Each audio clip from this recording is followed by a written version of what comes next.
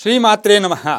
ನರದೃಷ್ಟಿಯ ಪ್ರಭಾವ ಪ್ರತಿಯೊಬ್ಬರಿಗೂ ಕೂಡ ನರದೃಷ್ಟಿ ಆಗುತ್ತೆ. ಅದರಲ್ಲೂ ಸಹ ಮಕ್ಕಳಿಗೆ ನರದೃಷ್ಟಿ ಆದಾಗ ನಮಗೆ ಹೇಳ್ತಾರೆ, ನಾನಾ ವಿಧವಾಗಿ ಚಿಕ್ಕ ಮಕ್ಕಳಿಗೆ, ಪುಟ್ಟ ಮಕ್ಕಳಿಗೆ 11 ವರ್ಷ ಆಗೋ ತನಕ ಬಾಲಗ್ರಹ ದೋಷಗಳಿದ್ದರೂ ಕೂಡ ನರದೃಷ್ಟಿ ಆಗ್ತಾ ಇರುತ್ತೆ.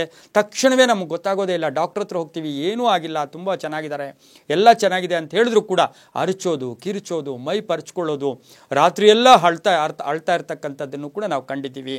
ಇದನ್ನು ನಮ್ಮ ಧರ್ಮದಲ್ಲಿ, ನಮ್ಮ ನಂಬಿಕೆಗಳಲ್ಲಿ ಇದು ನರದೃಷ್ಟಿ ಅಂತ ಕೇಳ್ತೀವಿ.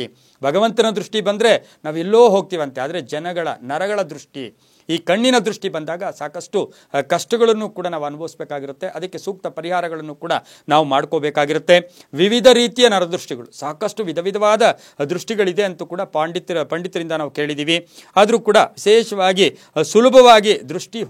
ಸುಲಭವಾಗಿ ಹೋಗಬೇಕು ಅಂತ ಹೇಳಿದ್ರೆ ನಾವೇನು ಮಾಡ್ತೀವಿ? ಮುಖ್ಯವಾಗಿ ಆ ಮಕ್ಕಳು ಹಠ ಮಾಡ್ತಾ ಇರ್ತಾರೆ, ಆಹಾರ ಸೇವನೆ ಮಾಡೋದಿಲ್ಲ, ಅರಚೋದು, ಇದೆಲ್ಲರ ಜೊತೆಗೆ ಏನು ಮಾಡಬೇಕು? ಕೆನ್ನೆಗೆ ಕಪ್ಪು ಚುಕ್ಕೆಯನ್ನು ಇಡಬೇಕು. ಕೆನ್ನೆಗೆ ಕಪ್ಪು ಚುಕ್ಕೆ ಇಡ್ತಕ್ಕಂಥದ್ದು, ಕಾಡಿಗೆಯನ್ನು ಇಡ್ತಕ್ಕಂಥದ್ದು.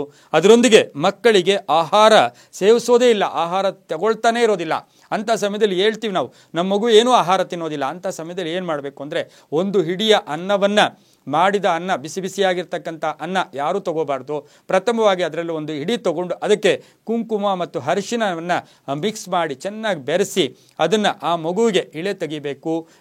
ವಿರುದ್ಧ ದಿಕ್ಕಿನಲ್ಲಿ, ನಾವು ಕ್ಲಾಕ್ ವೈಸ್ ಅಂತ ಏನು ಕರಿತೀವಿ, ಆಂಟಿ ಕ್ಲಾಕ್ ವೈಸ್ ಅಂದರೆ ವಿರುದ್ಧ ದಿಕ್ಕಿನಲ್ಲಿ 9 ಬಾರಿ ಆ ಮಗುವಿಗೆ ಆ ಒಂದು ಕೆಂಪು ಮತ್ತು ಆ ಅರಿಶಿಣ ಮತ್ತು ಕುಂಕುಮದ ಅನ್ನವನ್ನು ತೆಗೆದು, ದೃಷ್ಟಿ ತೆಗೆದು, ಆ ಮಗುವಿಗೆ ಇಳೆ ತೆಗೆದು ಅದನ್ನು ಏನು ಮಾಡಬೇಕು? ರೋಡ್ಗೆ ಎಸಿಬೇಕು. ದಾರಿಯಲ್ಲಿ ಅದನ್ನು ಹಾಕಿದಾಗ, ಯಾರೂ ತುಳಿದೇ ಇರತಕ್ಕಂಥ ಜಾಗದಲ್ಲಿ ಹಾಕಿದಾಗ ಆ ಮಗು ಆಹಾರ ಸೇವನೆ ಮಾಡುತ್ತೆ. ಹಠ ಕೂಡ ಕಡಿಮೆ ಆಗ್ತಕ್ಕಂಥ ಸಾಧ್ಯತೆ ಕೂಡ ಬಹುಮುಖ್ಯವಾಗಿರ್ತಕ್ಕಂಥದ್ದು ಕೂಡ ಇರುತ್ತೆ. ಜೊತೆಗೆ ದೃಷ್ಟಿ ತೆಗೆಯುವುದು, ನಾವು ಹಿಂದಿನ ಕಾಲದಲ್ಲಿ ಪೊರಕೆಗಳು ಅಂತ ಇರ್ತಾ ಇತ್ತು ಮನೆಯಲ್ಲಿ, ಅದರಲ್ಲಿ ಕಡ್ಡಿ ತಗೊಂಡು ಹಿರಿಯರು ದೊಡ್ಡವರೆಲ್ಲ ದೃಷ್ಟಿಗಳನ್ನು ಕೂಡ ತೆಗಿತಾ ಇದ್ದಿದ್ದು, ಮತ್ತು ಹಿಟ್ಟಿನ ಕಟ್ಟಿಗೆಯಿಂದ ದೃಷ್ಟಿಯನ್ನು ತೆಗಿತಾ ಇದ್ದಿದ್ದು, ಇದೆಲ್ಲವನ್ನು ಕೂಡ ಗಮನಿಸಿದ್ದೀವಿ. ಆದರೆ ಈಗ ಏನು ಅಂದರೆ, ಕರ್ಪೂರವನ್ನು ತಗೊಂಡು ಆ ಮಗುವಿಗೆ 3 ಬಾರಿ ಇಳೆ ತೆಗೆದು, 4 ದಿಕ್ಕುಗಳಿಗೆ ಇಳೆ ತೆಗೆದು, ಆ ಕರ್ಪೂರವನ್ನು ಹಚ್ಚಿ ಆ ಮಗುವಿಗೆ ಇಳೆ ತೆಗೆದು ಒಂದಷ್ಟು ದೂರದಲ್ಲಿ ಪಕ್ಕದಲ್ಲಿ ಅದನ್ನು ಇಟ್ಟಾಗ ಆ ಕರ್ಪೂರ ಕರಗದೋ ಹಾಗೆ ದೃಷ್ಟಿ ಕೂಡ ಕರಗಿ ಹೋಗ್ತಕ್ಕಂಥ ಸಾಧ್ಯತೆ ಕೂಡ ಇರುತ್ತೆ.